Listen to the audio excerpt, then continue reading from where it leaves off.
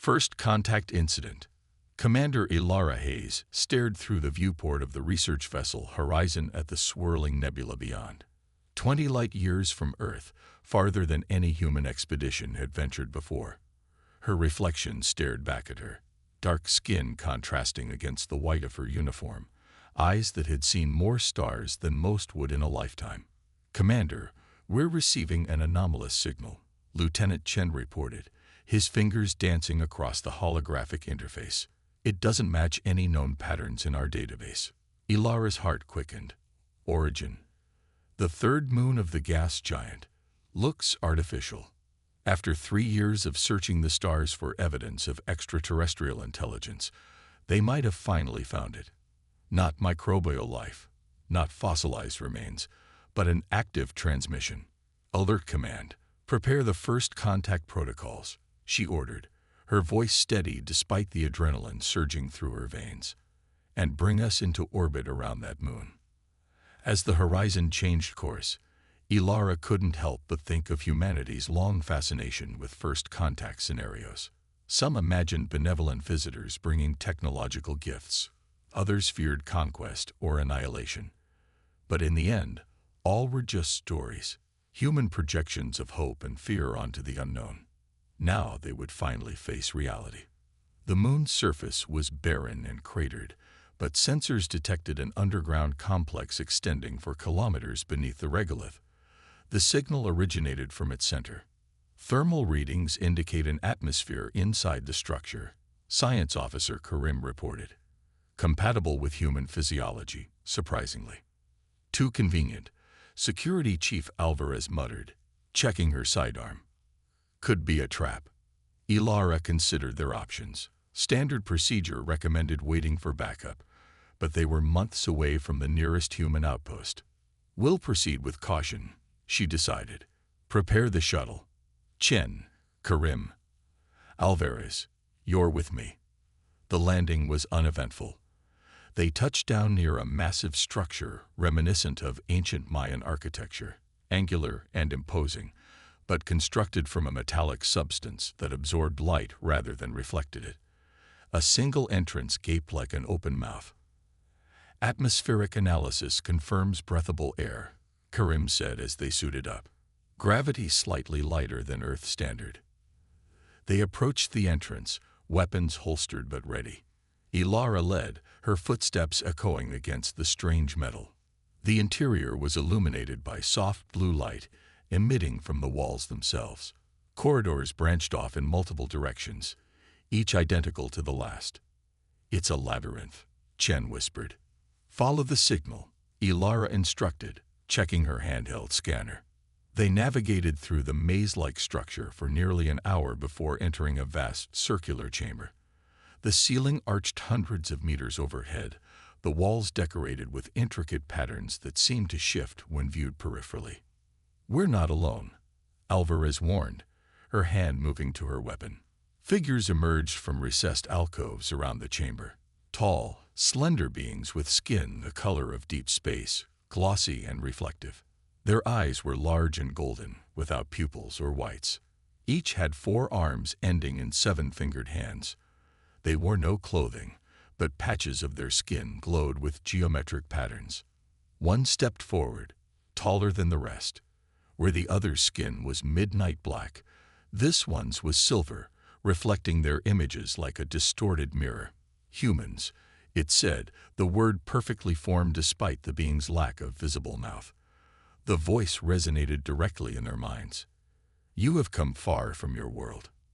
Ilara stepped forward. "I am Commander Ilara Hayes of the Earth Alliance research vessel Horizon. We come in peace, seeking knowledge and mutual understanding." The silver being tilted its head. "I am Sentinel Crixus of the Voidwalkers. We have observed your kind for some time." Ilara felt a chill. "You've been watching us. Your transmissions have polluted space for over a century.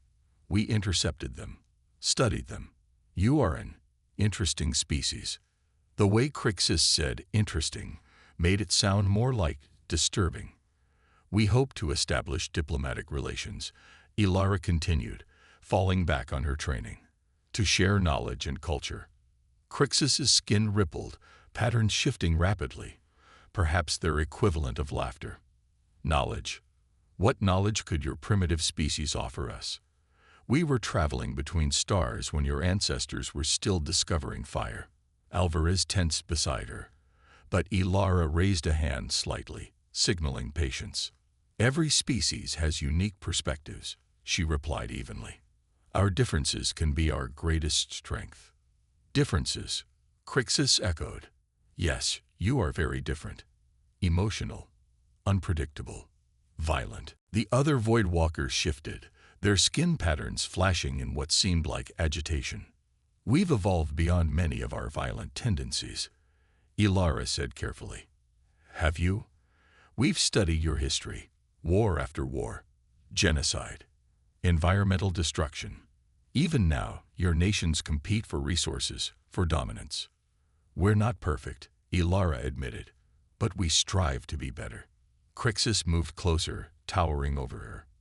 Do you know why we contacted you, human? To establish communication between our species. To warn you. The silver being's mental voice became cold. Your kind is a disease. You spread, consume, destroy. We have seen it before with other races. We have dealt with it before. The implications weren't lost on Ilara. Are you threatening Earth? Not threatening. Promising. Your planet remains untouched only because you were too primitive to concern us. That has changed with your venture into deep space. Anger flashed through Ilara, but she controlled it. You've judged an entire species based on intercepted broadcasts and historical records, without even attempting to understand us. Understanding is not required for quarantine. The other Voidwalkers moved forward, forming a circle around the humans. Alvarez drew her weapon, but Ilara motioned for her to stand down. Chief, don't, she warned. That's exactly what they expect. Crixus's skin rippled again. You see, violence is your first instinct. Self-defense is not aggression, Ilara countered. And prejudice is not wisdom, Sentinel Crixus. The silver being went still, its reflective surface becoming absolutely motionless. You dare lecture us on wisdom? Your species is an infant, crying in the night. Even infants grow, Ilara said. You claim superiority, yet you judge us without knowing us. That speaks of fear, not wisdom. The chamber grew silent. The other Voidwalkers' patterns slowed, as if waiting. Why aren't you scared, human? Crixus finally asked, genuine curiosity in its mental voice. You stand before beings who could destroy your world with a thought. You should be trembling, begging. Ilara met the alien's golden gaze steadily. Because if you were going to kill us, you would have done so already. You contacted us for a reason beyond warnings. Crixus leaned closer, its featureless face inches from hers. Perhaps I simply enjoy watching lesser beings squirm before their extinction. Or perhaps, Ilara said quietly, you're curious about us, about what makes humans different from the other species you've dealt with. The silver being straightened, skin patterns shifting rapidly. Presumptuous creature. Am I wrong? After a long pause, Crixus responded. You are, not entirely incorrect. Your species possesses something we have not encountered before. And what's that? Potential. Dangerous potential. Then give us a chance to prove ourselves, Ilara urged. Judge us by our actions, not our history. Crixus's pattern slowed, forming complex geometries across its silver skin. Very well, Commander Hayes. A trial. What kind of trial? A test of your species' worthiness. If you pass, we will reconsider our assessment of humanity. And if we fail? Crixus's mental voice was cold. Then your expedition never returns home, and Earth never learns of our existence, until it is too late. Ilara glanced at her team. Chen looked terrified. Karim calculating. Alvarez ready for a fight. I accept, she said firmly. What is the trial? You alone will enter the Void Labyrinth, Crixus explained. A construct of our design, containing challenges that have tested species across the galaxy. None have completed it in millennia. What are the rules? Survive. Reach the center. Simple, yet nearly impossible. Ilara nodded. When do we begin? Now. Crixus gestured, and the floor beneath Ilara's feet became transparent. Commander, Alvarez shouted, lunging forward. But it was too late. Ilara fell through what had seemed solid moments before, plummeting into darkness. The last thing she heard was Crixus's mental voice. You shouldn't have come here, human. The trial of wills. Ilara landed hard on a surface that felt like polished stone. She grunted, absorbing the impact with the role her military training had drilled into her. Darkness surrounded her, absolute and disorienting. She reached for her equipment. Her scanner and sidearm were gone, though she still wore her uniform and boots. Of course, she muttered. That would be too easy. Gradually, a faint blue illumination seeped from the walls, revealing a corridor that seemed to stretch infinitely in both directions. The walls shimmered with the same intricate patterns she'd seen in the chamber above. Ilara's training kicked in. First priority: orientation. Without equipment, she'd have to rely on her senses and memory. She tore a strip from her uniform sleeve and placed it on the ground as a marker. Center of the labyrinth, she reminded herself. But which way? She closed her eyes, focusing on her other senses. A faint current of air touched her right cheek. Circulation systems, perhaps. She turned in that direction and began walking. The corridors twisted and forked randomly. At each junction, Ilara marked her path with fabric strips. Hours passed, or what felt like hours. Her chronometer was gone too. The air grew thinner in some sections, denser in others. Temperature fluctuated between freezing cold and uncomfortable heat. Environmental challenges, she realized. Testing adaptation. As she progressed deeper, the challenges intensified. Sections where gravity increased, making each step an exhausting effort. Corridors filled with disorienting lights that played havoc with her depth perception. One passage bombarded her with subsonic frequencies that made her nauseous and disoriented. Yet she persisted, drawing on training designed to help astronauts overcome sensory manipulation. The human vestibular system was remarkably adaptable, a trait evolved from our ocean-going ancestors who needed to maintain balance on shifting seas. After what might have been a day, she reached a vast chamber where the floor was covered in a mosaic of shifting color tiles. As she stepped onto it, the tile beneath her foot turned red and began to sink.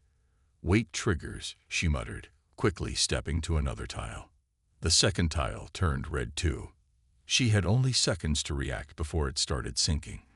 Ilara's mind raced, analyzing the pattern.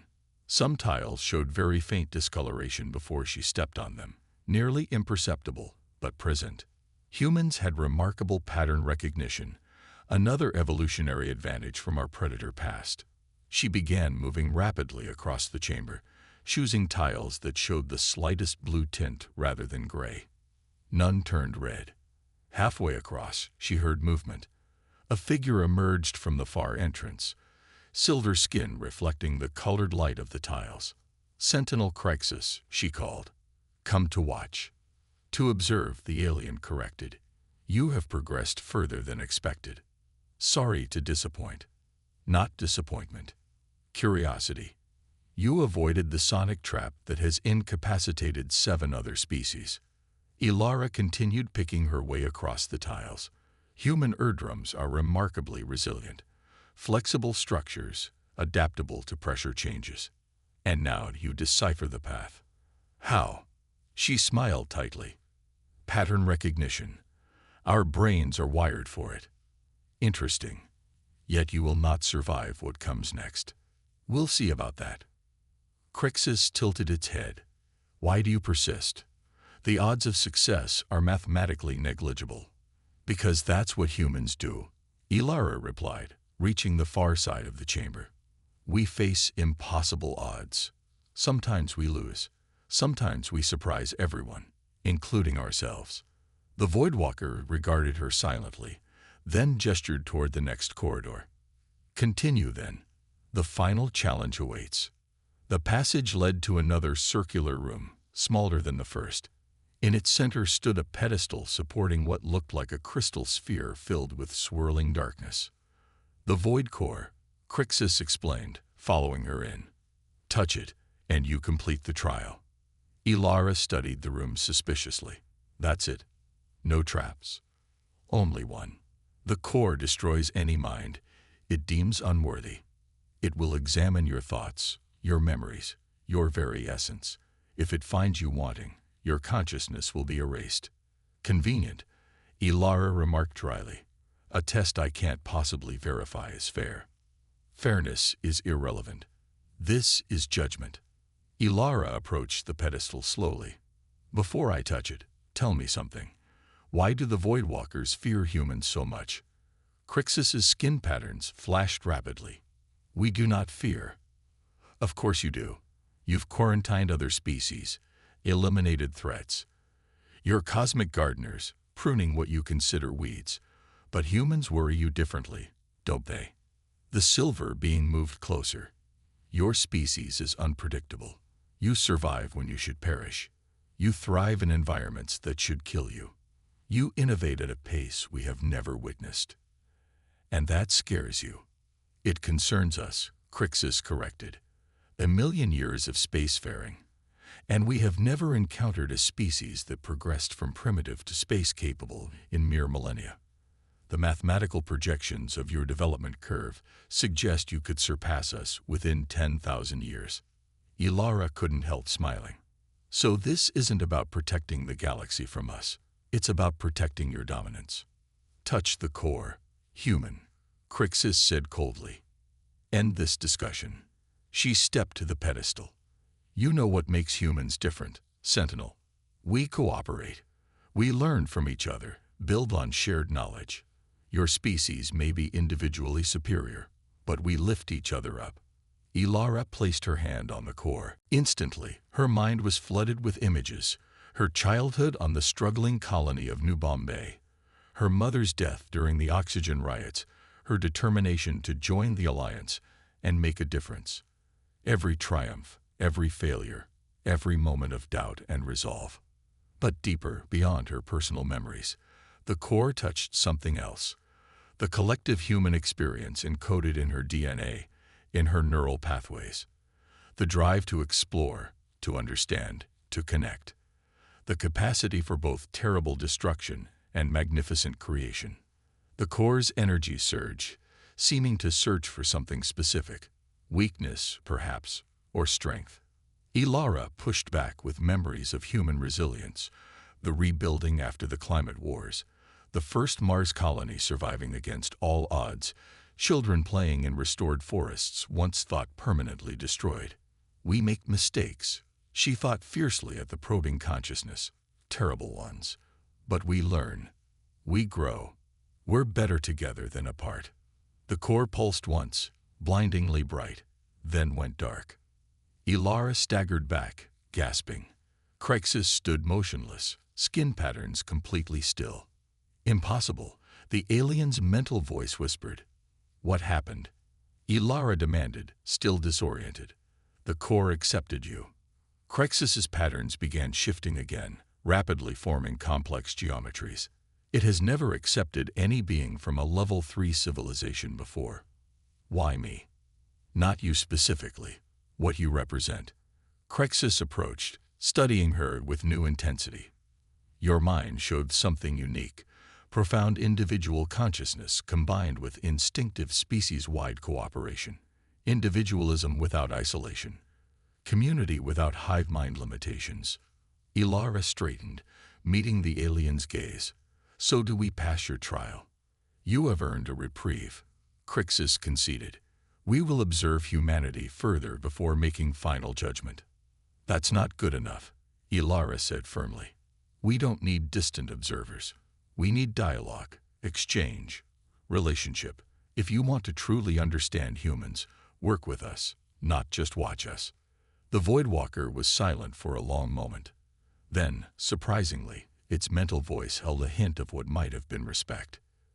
You should not have survived this, human, yet you did. Perhaps there is wisdom in your proposal. Then let's start now, Ilara suggested. Return me to my crew, and let's establish proper diplomatic channels. Crixus made a gesture, and the room around them shimmered. Suddenly, they were back in the original chamber, where Chen, Karim, and Alvarez waited anxiously. "Commander," Chen exclaimed, "you were gone for 3 days." Ilara blinked in surprise. It felt like hours. Time flows differently in the labyrinth, Crixus explained. Then, addressing the gathered Voidwalkers, it announced, "The human has passed the trial. We will establish formal contact with Earth." The alien being's skin patterns flashed in what seemed like shock or protest, but none challenged Crixus openly. Later, as they prepared to return to the horizon, Crixus approached Ilara privately. "There is something you should know, Commander Hayes. The trial was genuine, but my actions were not sanctioned by the collective. Some of us have questioned our policy of isolation and intervention." "You're a rebel," Ilara realized. "A reformer," Crixus corrected. "I believe humanity deserved assessment rather than immediate quarantine." Others disagreed. "And now? Now we have proof that new approaches are needed. Your success has created possibilities." Ilara nodded slowly. "Political consequences for you. Worth the risk for the knowledge gained." As they reached the shuttle, Crixus extended one 7-fingered hand. "Until our next meeting, Commander Hayes." Ilara took the alien hand carefully. "Next time, perhaps start with hello instead of a death trap." For the first time, Crixus's mental voice carried something like amusement. Where would be the challenge in that? As the horizon broke orbit hours later, Ilara watched the moon recede on the view screen. First contact had been nothing like humanity had imagined, neither apocalyptic destruction nor benevolent exchange, but something far more complex. A test, a challenge, and perhaps the beginning of something profound. She had shown one Voidwalker why humans weren't to be feared, but respected. Now they had to show the rest of the galaxy. "Course set for Earth, Commander," Chen reported. "Ready to make history." Ilara smiled. "We already have, Lieutenant. Now we just have to make sure it's the right kind."